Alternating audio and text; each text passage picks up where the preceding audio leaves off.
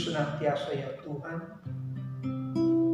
menikmati firman-Mu dan tinggal dalam firman-Mu dan terus mengalami kuasa firman-Mu sehingga kami dapat melakukan firman-Mu seperti yang Kau kehendaki. Terima kasih Tuhan buat kesempatan sepanjang hari hingga masuk pada malam hari ini kami kembali bersekutu bersama-sama dalam ibadah untuk menikmati firman-Mu. Mari Tuhan hadir dalam pengurapan-Mu bagi setiap kami sehingga firman-Mu memberikan kekuatan, firman-Mu memberikan senantiasa dorongan, semangat untuk lebih mengenal dan mengasihi Tuhan. Dalam Kristus kami mohonkan kekuatan dan segala kuasa tunduk di dalam nama Tuhan Yesus Kristus sehingga kami menikmati firman-Mu dengan penuh kelegaan, dengan keleluasaan daripada Tuhan sehingga Roh Kudus bebas menguasai kami, membentuk kami. Dalam Kristus kami berdoa. Amin. Bapak Ibu Saudara yang dikasihi oleh Tuhan, kita kembali terus melaju dalam Ibrani pasal 12 pada kesempatan malam hari ini di ayat yang ke-7 bagaimana dibentuk di dalam iman. Ya, kemarin kita sudah memahami didikan Tuhan. Sekarang kita coba lihat ini sebagai sebuah proses pembentukan, lebih spesifik lagi ke dalam sebuah pembentukan.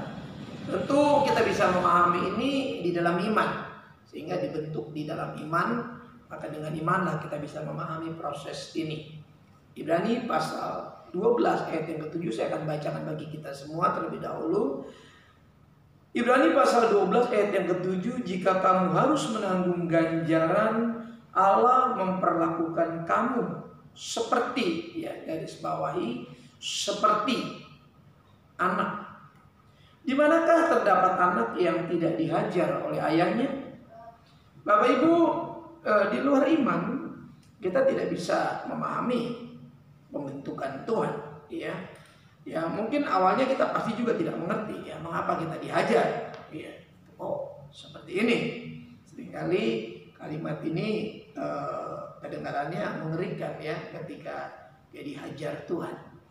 Ada banyak cara kita kemudian memahami ini, melihat dari sisi iman kita, sehingga kita walaupun awalnya kita tidak mengerti kenapa kita diperlakukan sedemikian oleh Tuhan yang menganggap kita seperti anak, ya. Ingat, perhatikan, bukan berarti Tuhan itu manusia, tapi kita melihat bagaimana konteks pemahaman kita tentang Tuhan, tentang keimanan Kristen kita.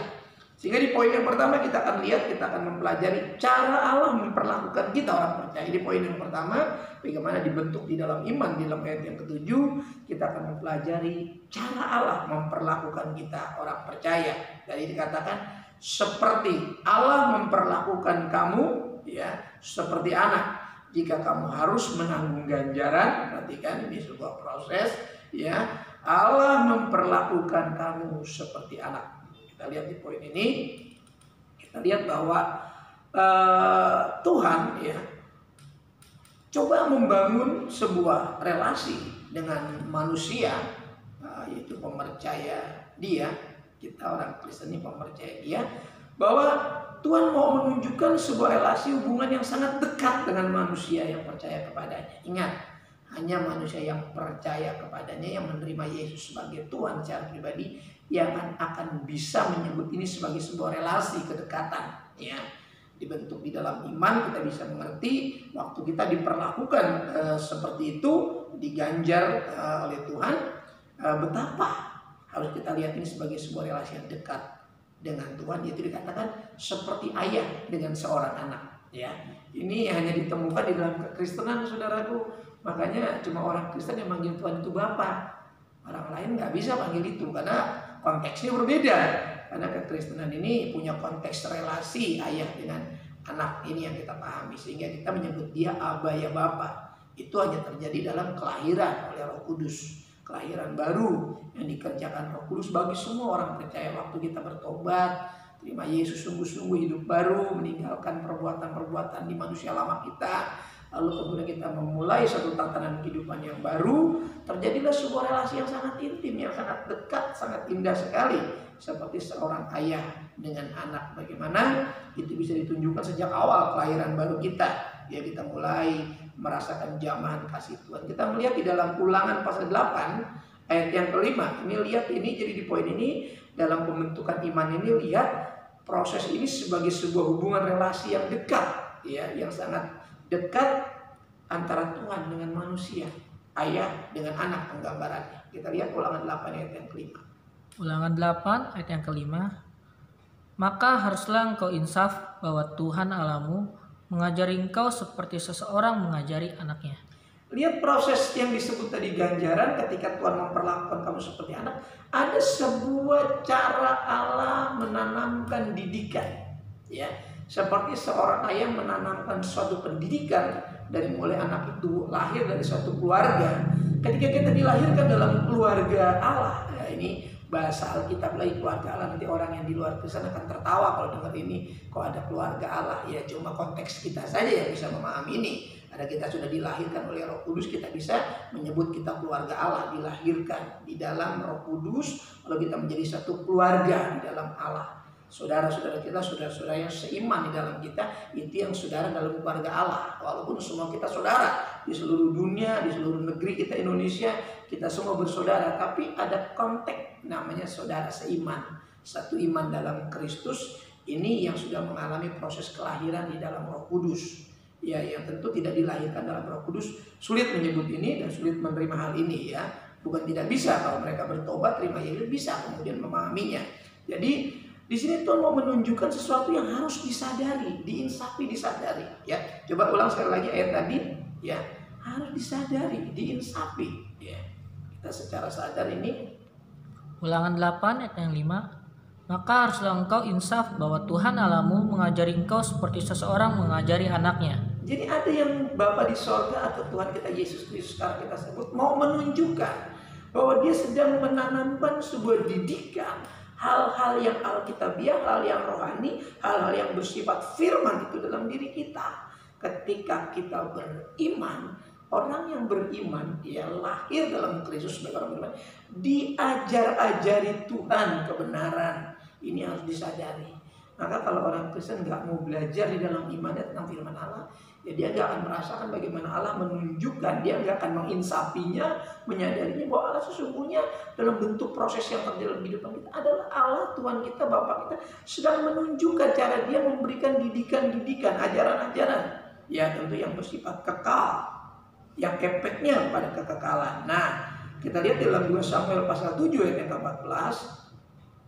Jadi tadi catat baik-baik, ini harus sadari, diinsafi bahwa di sana Tuhan sedang menunjukkan, ya, bagaimana dia mendidik. 2 Samuel pasal 7 ayat 14. 2 Samuel pasal 7 ayat yang ke-14. Iya. Demikian firman Tuhan, aku akan menjadi bapaknya dan ia akan menjadi anakku. Apabila ia melakukan kesalahan, maka aku akan menghukum dia dengan rotan yang dipakai orang dan dengan pukulan yang diberikan anak-anak manusia. Perhatikan, di sini coba digambarkan kok cara-cara Allah ya, yang tadinya kita nggak ngerti. Seharusnya ketika kita masuk dalam dimensi iman, harus disadari, diinsati cara-caranya pun dapat dimengerti sebetulnya. Ya tadi dikatakan memakai cara-cara apa? Anak manusia. Karena kita masih hidup dalam tubuh jasmania kita masih hidup secara alamiah juga dalam tubuh kita ini yang masih bersentuhan dengan apa yang ada di dunia ini. Namun di dalam diri kita ada manusia yang bersifat iman, bersifat rohani, bersifat kekal, yang sudah Tuhan taruh untuk kita bisa nanti belajar ya mulai saat ini bahwa surga ini hal yang kekal, hal yang kudus, hal yang suci. Itu hanya di dalam iman. Saya katakan kita belum di surga, tapi tentang hidup kekal sudah dibicarakan oleh Tuhan Yesus Kristus. Ya, kalau kita terima Yesus, kita sudah punya benih hidup kekal dalam diri kita. Maka kita harus tetap tinggal dalam Kristus supaya kekekalan itu menjadi sesuatu yang milik, yang pasti. Ya, kita kemudian tidak kehilangan dalam perjalanan hidup kita harta yang indah itu, hidup kekal. Ini harus disadari, dapat dimengerti karena ini menjadi standar kelayakan. Ya, orang-orang yang dibentuk oleh Tuhan, orang-orang yang diproses oleh Tuhan dalam sebuah didikan kala minggu yang lalu, ya kita sudah lihat bagaimana seperti bejana dalam pelajaran kita kemarin. Nah ini sekarang didikan-didikan ini akan membentuk karakter iman kita, karakter rohani kita, ya. Yang dibentuk itu karakternya, sifat-sifat kudus, sifat-sifat suci, sifat-sifat rohani. Yang sekarang kalau kita pikir waktu kita masih ada dunia dan belum, mana bagaimana mungkin saya menjadi kudus, saya menjadi benar, saya menjadi suci, saya banyak salah, banyak dosa. Itu yang selalu kita pikirkan. Padahal iman kita sudah mulai harus meyakinkan keberadaan kita bahwa kita bisa kudus, bisa suci karena Tuhan mengatakan hendaklah kamu kudus. Artinya Tuhan siap membantu kita, Tuhan siap memfasilitasi kita dengan kuasa Roh Kudus lewat darah penebusan, lewat firman yang kita punya yang akan mendidik kita untuk menjadi seperti apa yang diinginkan, kudus, suci, kekal dan berkenan. Ya kekal dalam artian kesucian, bukan kekal kebinasaan. Ya karena kebinasaan pun bersifat kekal. Ya, dan hidup bahagia, sukacita itu kekal di surga. Jadi sama-sama, maka kita perjuangkan hal ini. Ketika orang-orang yang hidup dalam iman, hidup secara duniawi, memuaskan hawa nafsu, sesungguhnya sudah membangun kekekalan, tapi dalam hal kebinasaan. Makanya kita disadarkan malam hari ini, sebelum terlambat, jangan ikuti, jangan dengar apa kata dunia, jangan dengar apa kata orang-orang yang tidak beribadah, orang yang tidak beriman, orang-orang yang tidak hidup sesuai firman. Untuk apa didengar? Yang kita mendengar firman Allah, nasihat firman Allah. Kalau kita mendengar orang-orang yang tidak hidup benar, nasihat-nasihatnya, curhat-curhatnya, ini akan mengganggu kita, membuat kita akhirnya juga kita yang tadinya sudah hidup sungguh-sungguh, ini jadi tidak sungguh-sungguh. Saya selalu mengingat hari-hari terakhir ini banyak orang menyebarkan keresahan, menyebarkan kekacauan, hidup mereka yang tidak beriman itu dibagikan, ya supaya orang-orang yang tadinya saleh beribadah menjadi terganggu dan kemudian menjadi down, lemah, dan akhirnya senasib dengan mereka. Ini yang saya harus ingatkan kita semua. Makanya sesusah apapun, sesulit apapun, tetap setia sama Tuhan. Di tengah godaan, terpaan, Tuhan sedang mendidik kita untuk kita peka dan berkarakter dalam Tuhan. Tuhan memfasilitasi kita dengan kuasa, saya katakan tadi. Jadi jangan takut, jangan jadi lemah, jangan jadi bimbang ketika kita belajar hal ini. Ya jadi ini standar, ya standar. Kalau kita dirotan, di bahasanya hal itu dirotan seperti anak manusia merotan anak-anaknya. Sekarang ini bahasa yang paling dapat dipahami. Bahwa ini bisa diterima dengan cara berpikir kita hari ini. Kalau Tuhan perlakukan kita, ya maka pikiran kita yang jasmani pun bisa mengerti. Oh iya, karena saya adalah orang beriman, makanya Tuhan buat hal ini sama saya. Ini menjadi standar. Akhirnya kita menjadi layak sehingga waktu ini terjadi kita nggak menyimpang, pikiran kita nggak berseberangan dengan iman kita, tapi pikiran kita menjadi menurut ya kepada kehendak Allah. Karena orang-orang yang percaya, orang beriman itu pikirannya ada, bukan pikirannya hilang. Jangan punya iman lalu kau udah pakai iman, gak usah pakai pikiran. Tidak, imannya justru akan mengkontrol pikirannya. Kalau mau dihasut atau dibujuk hal yang tidak baik, ya diprovokasi oleh orang-orang yang tidak hidup beriman, misalkan hidup tidak setia, tidak beribadah. Kita punya filter, pikiran kita dikontrol. Ya kita nggak kemudian jadi, oh iya ya, wah akhirnya kita ikut-ikutan salah. Padahal kita sudah rohani. Ini yang selalu saya ingatkan kita semua. Saya bisa terpengaruh ketika saya buka mungkin hal-hal yang lain. Sekarang banyak media kan, bisa kita buka di media apapun kita bisa buka, ya. Ada banyak. Kalau saya kemudian nggak punya pendirian dalam yang kokoh dalam iman, saya dengar nanti pendapat ini, statement si A, si B, lalu saya terganggu. Tidak bisa, saudara. Tidak bisa seperti itu. Saya hamba Tuhan bisa terganggu. Makanya saya mulai memfilter diri saya. Ya apapun yang kelihatannya benar, kita harus uji, kata firman Allah. Ya nubuatan pun harus diuji, apapun harus diuji. Bayangin kalau nubuatan yang diuji, apalagi yang cuma hal-hal pendapat, statement, omongan manusia. Oleh manusia itu kita tidak tahu karakternya seperti apa, atau cara hidupnya seperti apa, peribadatannya seperti apa. Kita orang percaya harus betul-betul hati-hati, sungguh-sungguh. Ini dalam pembentukan Tuhan. Jangan sampai kemudian waktu Tuhan sedang membentuk iman kita, dunia ikut campur membentuk diri kita. Ya, orang lain yang tidak kompeten membentuk diri kita, ini nggak boleh. Yang tidak kompeten nggak boleh membentuk diri kita.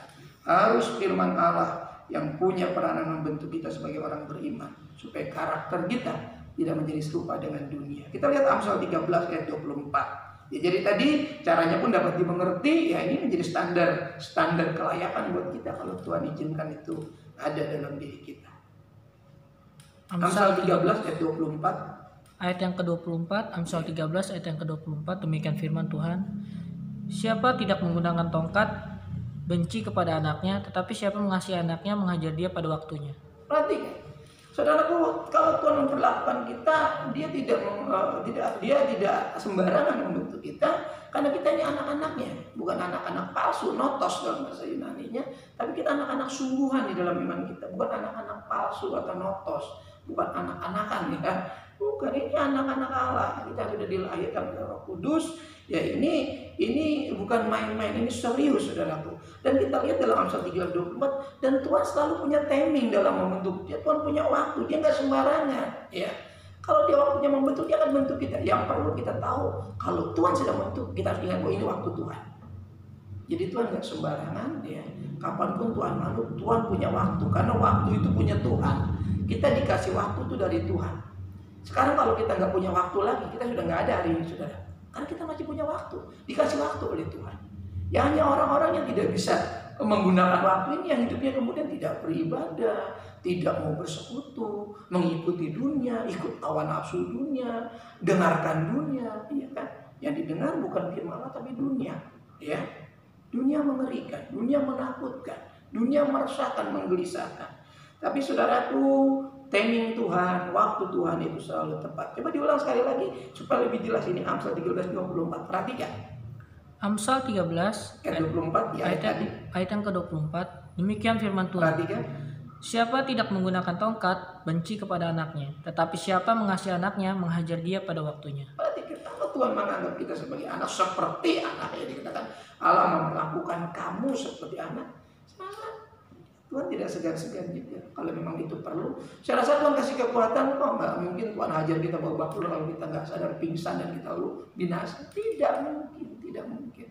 Kan ini dibentuk di dalam tangan Tuhan. Kalau Tuhan mau bentuk kita, tentu ya kalau kita pernah gagal dalam pembentukan, pasti dia akan bentuk menjadi lebih indah, saudara. Kalau gagal pasti ada sesuatu, sehingga kemudian Tuhan nggak mungkin gagal dalam membentuk kita. Kita yang gagal dalam proses pembentukan, kita mungkin berontak, akhirnya kita harus dibentuk ke dalam bentuk yang lain. Saya percaya tujuan Tuhan selalu indah. Jadi Tuhan selalu punya waktu. Yang terakhir kita lihat ya, tadi bagaimana kita lihat ini sebagai sebuah proses relasi hubungan ya, yang harus dipahami ketika kita dibentuk dalam iman. Kita melihatnya sebagai sebuah relasi hubungan yang indah antara ayah dengan anak. Itu poin yang pertama. Yang kedua, yaitu ini proyek di dalam iman kita. Jadi Tuhan itu Tuhan yang punya tujuan, punya program dalam diri kita yang jelas. Ya, Amsal 3 ayat 11b yang kemarin itu saya coba pinjam ayat ini untuk mengakhiri renungan malam hari ini di dalam bentukan Tuhan melalui iman kita. Dibentuk di dalam iman. Poin yang kedua, ini proyek dari Allah Bapa di sorga di dalam iman kita. Amsal 3 ayat yang ke-11b. Demikian firman Tuhan. Dan janganlah engkau bosan akan peringatannya. Ya, perhatikan. Bapak Ibu, saudara yang dikasih oleh Tuhan, ini proyek ya, perhatikan. Maka kita mungkin nggak boleh bosan dengan Tuhan. Tuhan, karena Tuhan mempunyai proyek pengembangan karakter. Jadi nggak cuma kasih karakter lalu dia mengembangkan itu.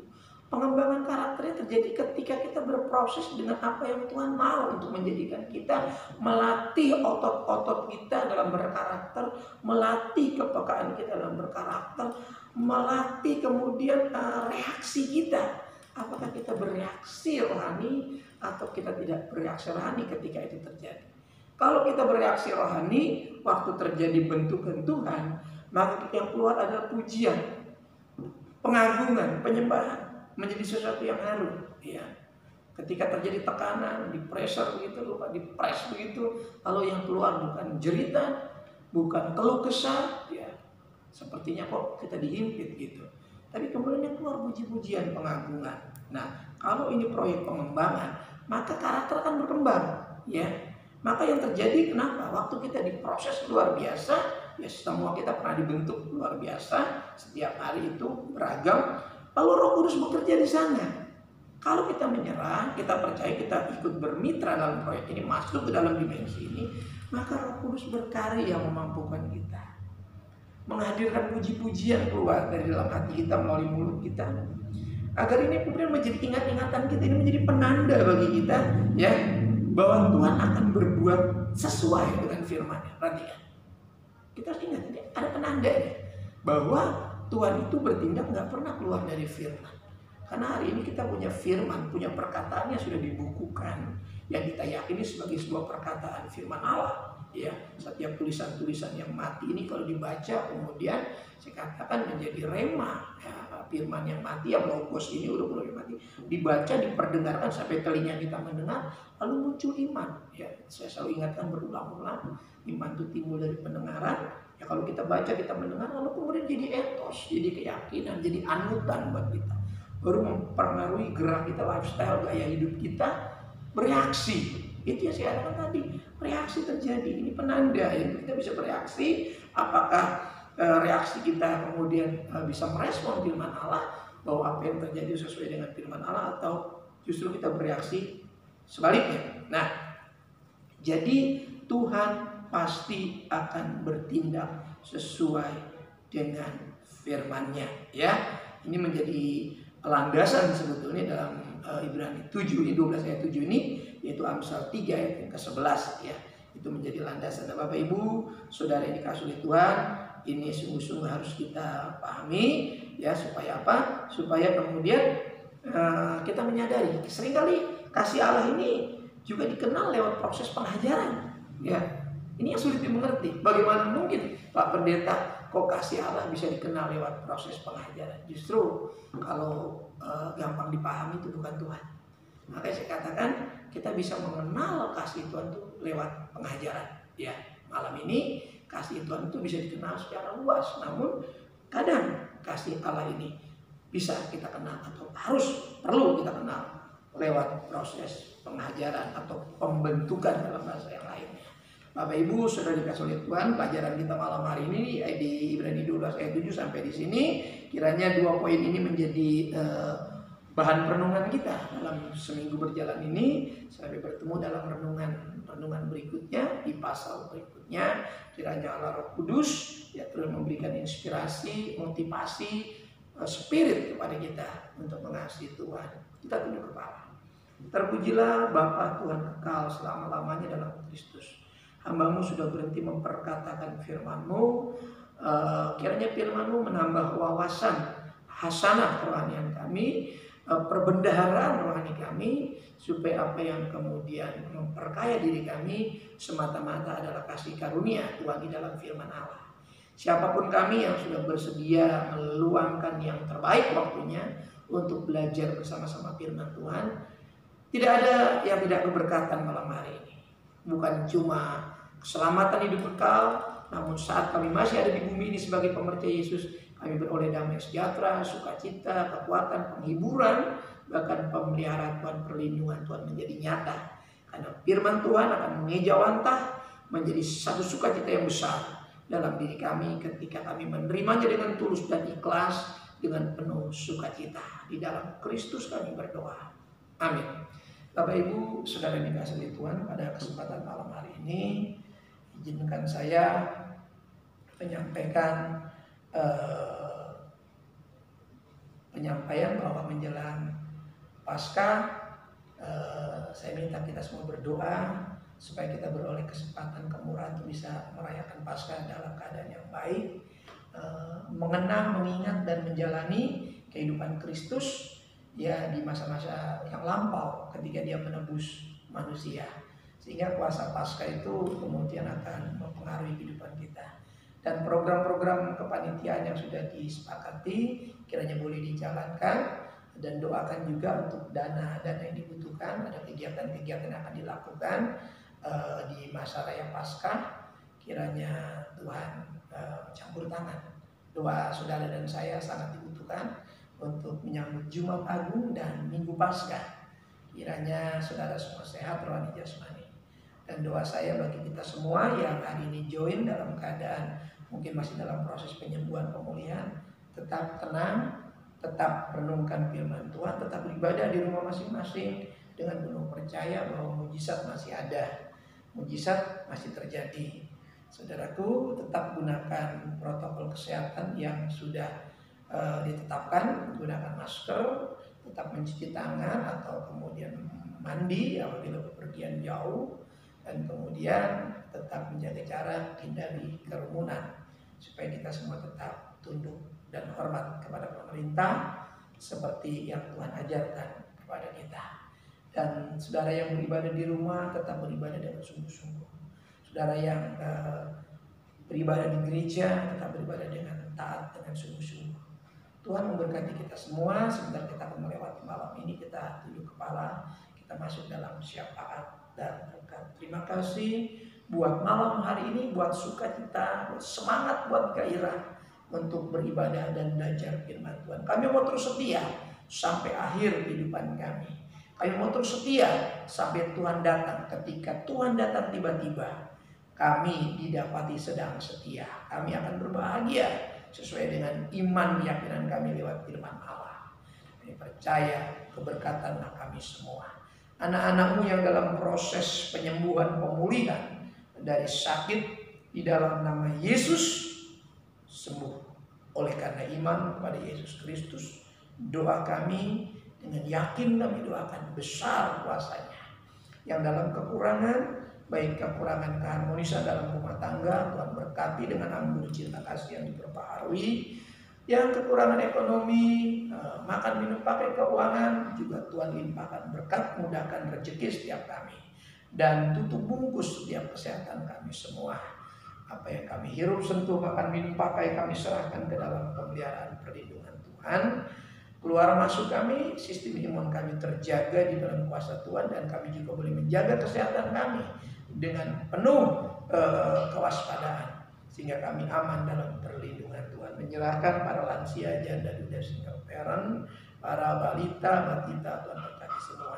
Anak-anak muda kami, remaja-remaja, Tuhan berkati semua. Para suami, para istri, Tuhan memberkati program gereja jelang perayaan Jumat Agung dan Paskah. Memberkati kepanitiaan yang ada, berikan kesehatan, berikan hikmat, mudahkan segala urusan mereka. Program yang disepakati boleh lancar berjalan, dan akhirnya hanya Tuhan Yesus yang dipermuliakan. Anak-anakmu yang sudah siap menabur bagi persiapan Paskah, jaga hati mereka untuk mereka punya hati bagi pekerjaan Tuhan, sehingga kami semua terpelihara kehidupan kami di dalam berkat-berkat Tuhan. Apapun yang akan diberikan bagi pekerjaan Tuhan, Tuhan juga memperhitungkannya sebagai sebuah kebenaran. Tuhan tolong berkati, jagai setiap rumah tangga, keluar masuk, jauhkan dari segala hal yang membahayakan, mencelakakan, bahkan segala virus, bakteri, semua kami serahkan ke dalam penguasaan dan kedaulatan Tuhan. Karena kami tidak mampu berbuat apa-apa tanpa Tuhan. Kalau bukan Tuhan yang menolong, melindungi, menyelamatkan kami, kepada siapa lagi kami berharap? Karena Tuhan Yesus adalah satu-satunya harapan kami. Engkau penolong, penyelamat, pelindung kami. Engkau yang memelihara hidup kami. Organisasi kami serahkan ke dalam tangan Tuhan. Baik BPN, departemen yang ada, BPD maupun biro-biro yang ada, sampai gereja-gereja lokal yang ada, hamba-hamba Tuhan yang ada di organisasi ini, Tuhan kami serahkan ke dalam tangan Tuhan. pemerintah bangsa dan negeri kami, pemimpin-pemimpin kami, lembaga-lembaga yang ada. Tuhan berkati aparat-aparat keamanan, tenaga-tenaga kesehatan. Tuhan berkati semua, sejahterakan dan pulihkan. Bahkan perencanaan vaksinasi juga kami serahkan ke dalam tangan Tuhan. Berikan keamanan, keselamatan, sehingga proses vaksinasi boleh berjalan dengan baik. Rakyat kami semua Indonesia sehat dan terlindung dari kebinasaan. Sejahterakan dari Sabang sampai Merauke, dari Miangas sampai ke Pulau Rote. Bahkan kesejahteraan kota menjadi kesejahteraan kami juga, di mana kami berdomisili. Tuhan memberkati. Terima kasih, sempurnakan ibadah ini, dan persembahan-persembahan yang akan diberikan di Tuhan Suci, kuduskan besar kecilnya, biar Tuhan yang memberkati. Dan hantarkan kami melewati malam hari ini, bangunkan besok pagi dengan tubuh yang sehat, kekuatan yang baru, dengan umur yang diperpanjang. Tuhan Yesus dipermuliakan. Sidang jemaat RKK yang dirahmati oleh Tuhan, buka kedua belah telapak tanganmu, arahkan mata hatimu kepada berkat Tuhan. Turunlah kiranya anugerah damai sejahtera dari Bapa kita yang di surga, kasih sayang kecintaan dari pengantara yang hidup, yaitu Tuhan Yesus Kristus, persekutuan keintiman penyertaan Roh Kudusnya menyertai saya, menyertai saudaraku sekaliannya, mulai malam hari ini sampai fajar Maranatha. Tuhan menjemput kita di awan-awan yang permai. Dalam berkat nama Tuhan Yesus Kristus, kita yang diberkati Tuhan, sama-sama katakan amin. Tuhan berkati kita. Shalom, selamat malam.